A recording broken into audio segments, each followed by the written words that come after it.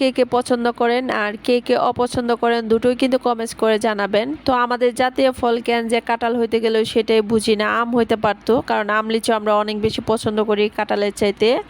তো কাঁঠাল গিয়ে দেখবেন বেশিরভাগ মানুষে আসলে অপছন্দ করে।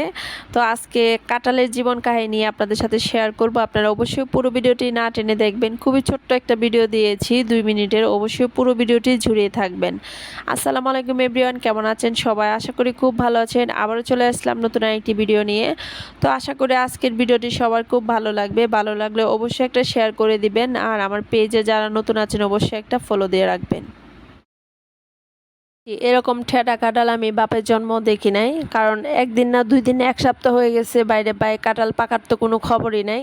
তো আপনাদের ভাইয়াকে প্রতিদিন বলি কাঁঠাল কবে পাকবে, সে বলে রেখে দাও পেকে যাবে। তো এরকম করতে করতে আজকে 1 সপ্তাহের উপর হয়ে গেছে। তো তারপর ফাইনালি আমি এটাকে আসলে মানে ছুরি দিয়ে জবরদস্তি করে টেনে হেঁচড়ে তারপর কেটে ফেললাম, যেটা ভিতরে কি অবস্থা দেখি কেটে এতদিন হয়ে গেল কেন পাকে না কাঁঠাল।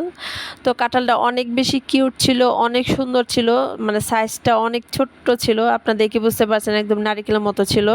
আপনাদের ভাইয়া যখন কাঁঠালটা নিয়ে আসছিল তখনই আমি বলতেছিলাম এত সুন্দর কাঁঠাল তুমি কোথায় পাইলা? সে বলল আসলে এটা নোয়াখালী থেকে আসছে। তারপর দৌড়ে দেখলাম কাঁচা, বলল রেখে দাও পেকে যাবে 1-2 দিনের মধ্যে। তারপর রেখে দিলাম। আসলে আজকে 1 সপ্তাহ হয়ে গেছে, কাঁঠাল তো পাকার কোনো নাম গন্ধই নেই। ভরপুর ছিল। আর কাঁঠালের কুশগুলা দুঃখের বিষয়ে খাওয়া যাবে না, কারণ যেহেতু অনেক দিন হয়ে গেছে এটা আসলে ভিতরে কুশগুলা নষ্ট হয়ে গিয়েছিল। তো একদম এই তিতা তিতা লাগতেছিল। তারপর আমি বিচিগুলো রেখে সবগুলো ফেলে দিয়েছি। তো এটাই হলো আমাদের রিজিক। আসলে আপনার রিজিকে যদি না থাকে, আপনি চোখের সামনে থাকলেও আসলে খেতে পারবেন না। তো কেমন হয়েছে ভিডিওটি অবশ্যই কমেন্টস করে জানাবেন, আর ভালো লাগলে অবশ্যই ভিডিওটা শেয়ার করে দিবেন, আর সবসময় সোহানাজ কিচেন অ্যান্ড ব্লগের সাথেই থাকবেন। তো কাঁঠাল তেমন একটা পছন্দ করি না, কাঁঠালের বিচি পছন্দ করি।